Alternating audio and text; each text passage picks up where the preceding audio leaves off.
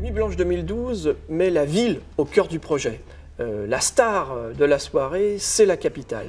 Pour cela, nous avons ouvert une quinzaine de points de vue qui n'ont jamais été ouverts au public. La tour de Jussieu, le bâtiment Morland, la terrasse du quai Branly seront enfin accessibles au public.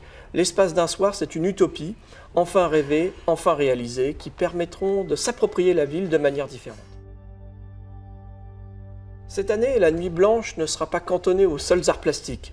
Bien évidemment, ils resteront au cœur du projet, mais nous avons souhaité une Nuit Blanche pluridisciplinaire. Ainsi, Julie Desprairies nous offrira une chorégraphie magnifique. Michel Risse nous plongera dans une aventure musicale au cœur du campus de Jussieu.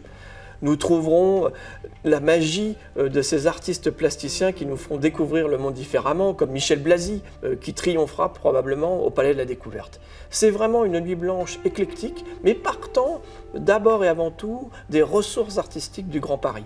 Il ne s'agit pas cette année d'inviter des artistes du bout du monde, c'est une belle aventure qui aurait été possible, mais il nous a semblé, dans un contexte de crise, de partir d'abord de l'existant. Le meilleur des artistes se trouve à Paris, pourquoi pas ne pas leur faire confiance. Comme toujours avec Nuit Blanche, c'est un rêve, donc tant qu'on n'a pas les conditions climatiques, les dernières œuvres achevées, on reste dans l'hypothétique. Mais évidemment, j'aimerais ce soir-là qu'on garde une vue de Paris nocturne, différent, avec une qualité de silence, avec un regard sur la ville différent.